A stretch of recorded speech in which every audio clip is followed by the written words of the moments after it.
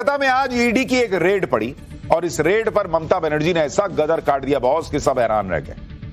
कोई सीएम ऐसा नहीं करता, ना आपने करते देखा होगा जैसा ममता बनर्जी ने आज कर दिया। ईडी की ये रेड किसके यहां पड़ी कि ममता बनर्जी भागी भागी आई।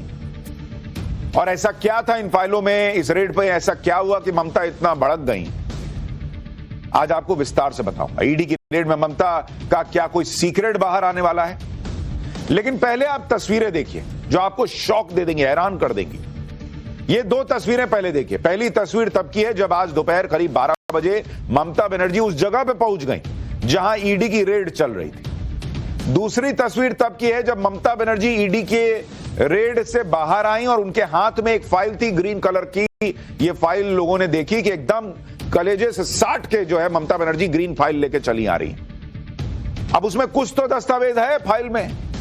पब्लिक पूछ रही है ऐसा क्या है भाई उस फाइल में कि ममता बनर्जी खुद ईडी के रेड के बीच घुस के फाइल ले आई।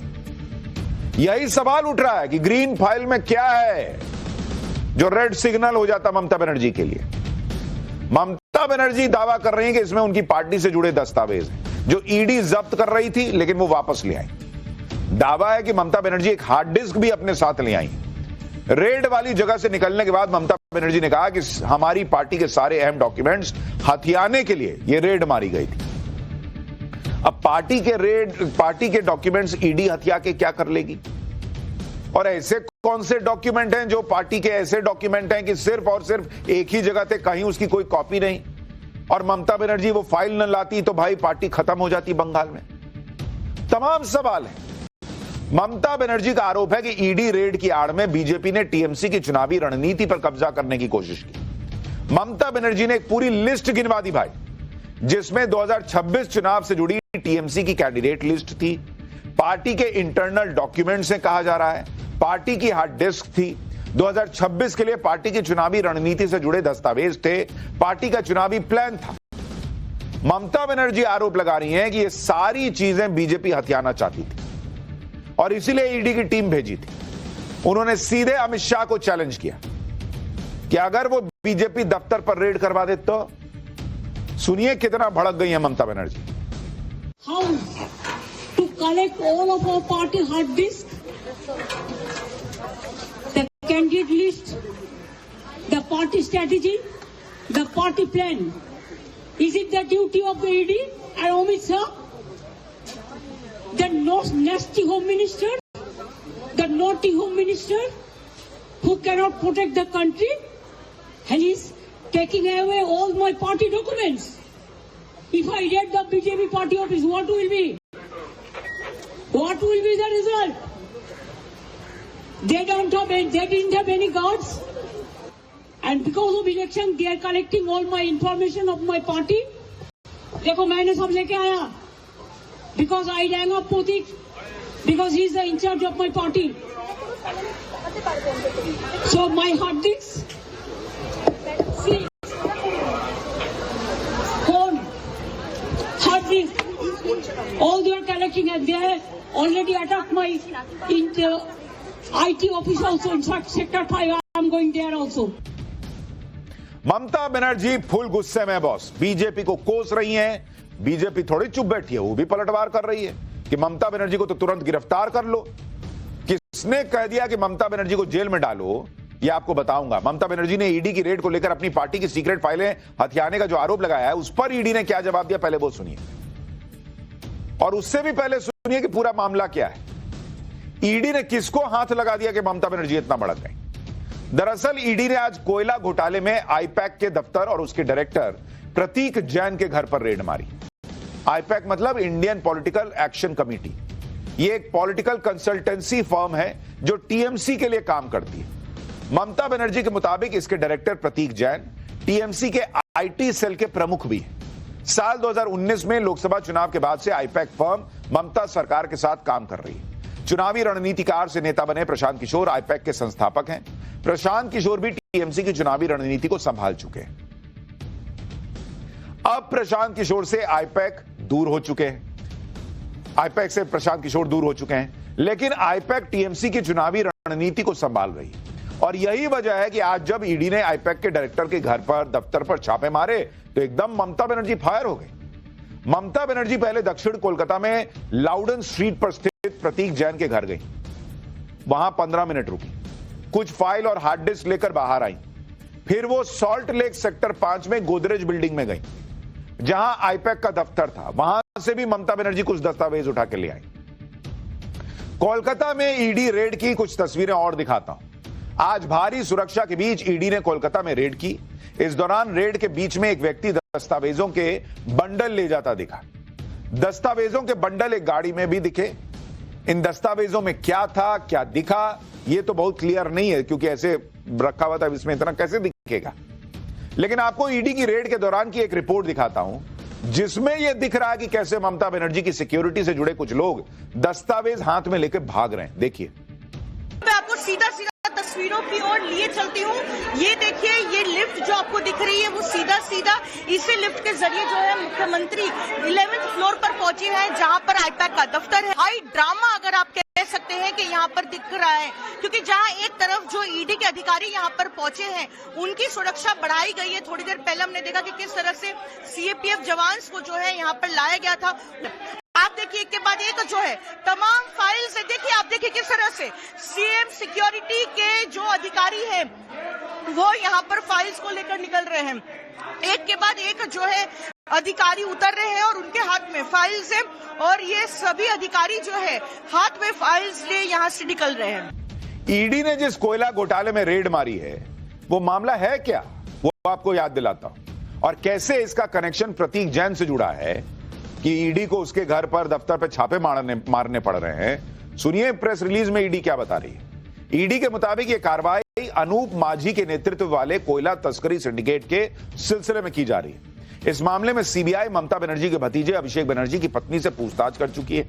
आरोप है कि बंगाल में ईस्टर्न कोलफील्ड्स लिमिटेड के लीज वाले इलाके से कोयला चुराया जाता था और उसे बंगाल के अलग अलग इलाकों में बेचा जाता था। जांच में पता चला कि यह कोयला बड़े पैमाने पर शाकंबरी ग्रुप ऑफ कंपनीज को बेचा जाता था, जिसका हवाला ऑपरेटर से भी कनेक्शन का आरोप है।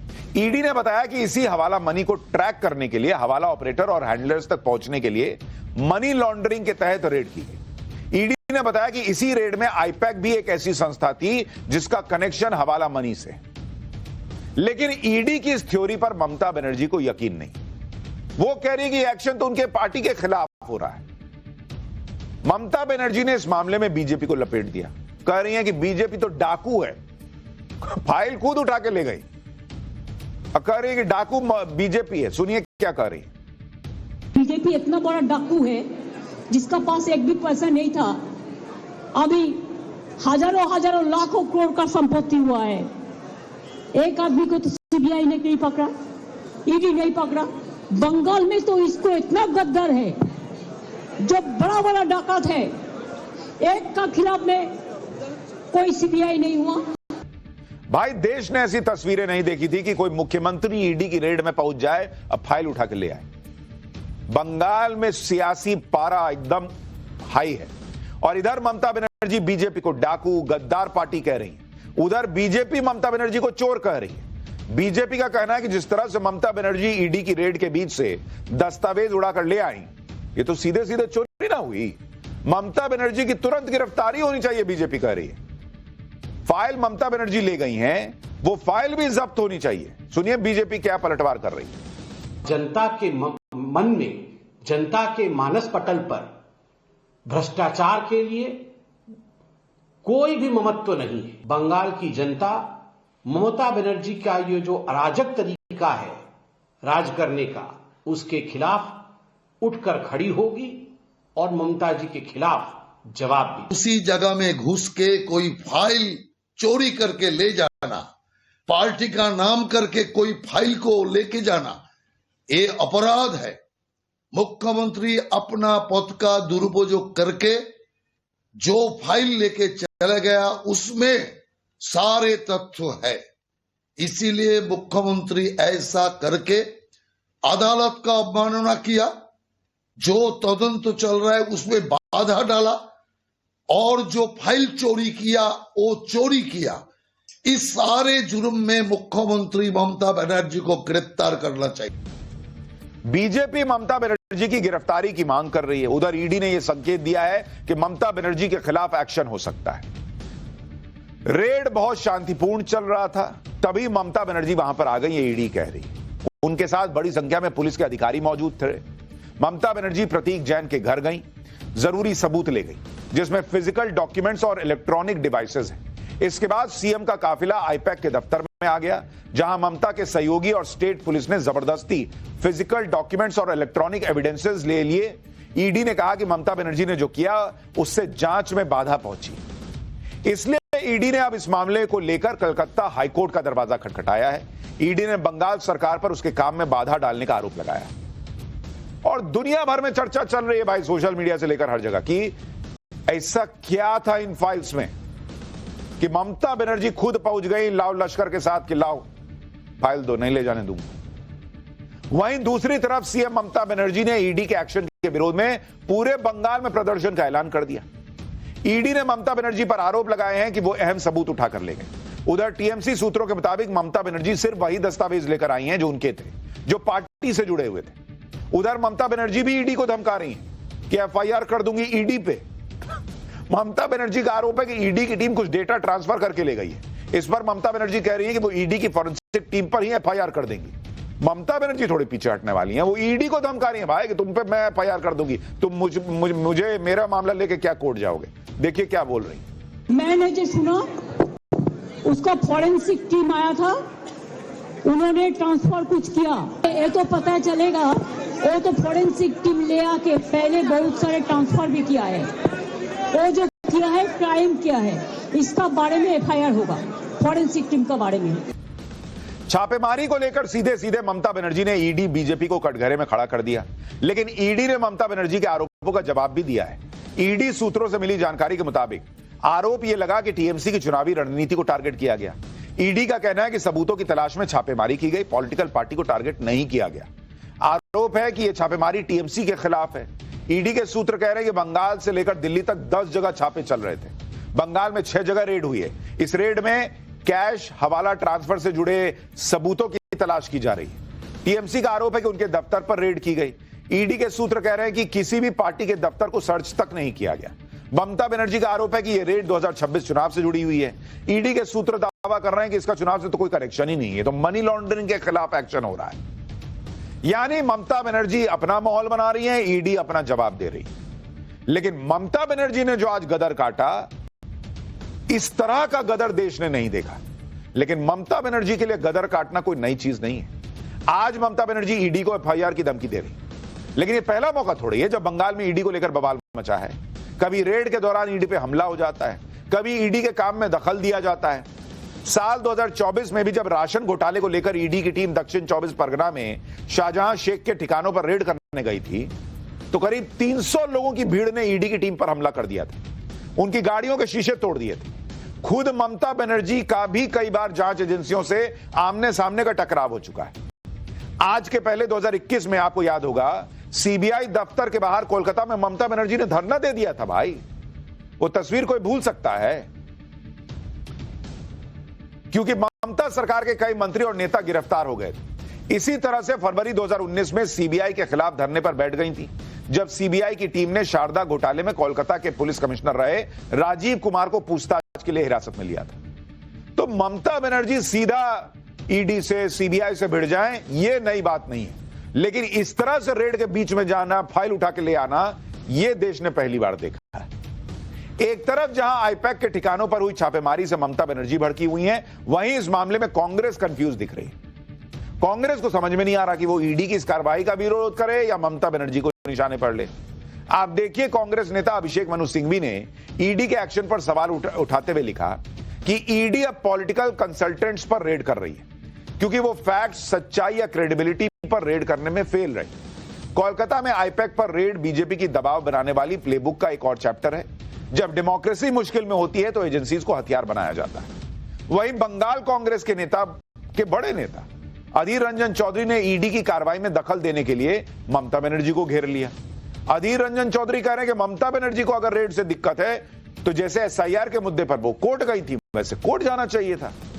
ऐसे में घर में घुसना मुख्यमंत्री को शोभा नहीं देता। मतलब अभिषेक मनु सिंह भी ईडी को घेर रहे हैं, अधीर रंजन चौधरी ममता बनर्जी को घेर रहा है। कांग्रेस का कंफ्यूजन ही खत्म नहीं होता है बॉस। सुनिए अधीर रंजन चौधरी को। एक मुख्यमंत्री को ये शोभा नहीं देते, चाहे किसी के उनके जितने करीबी हो। अगर ईडी सीबीआई कुछ करते हैं तो कानूनी लड़ाई, कानूनी जंग छेड़िए। आप तो खुद एसआईआर के चलते सुप्रीम कोर्ट आ रहे हैं, तो ये ईडी सीबीआई और आईपैक के ऊपर जो हमला हुई उसके लिए भी हाई कोर्ट सुप्रीम कोर्ट पहुंच जाइए, एक साथ दोनों केस ले लीजिए। आपकी तिलस्मी बखूबी मालूम है, तिलस्मी दिखा के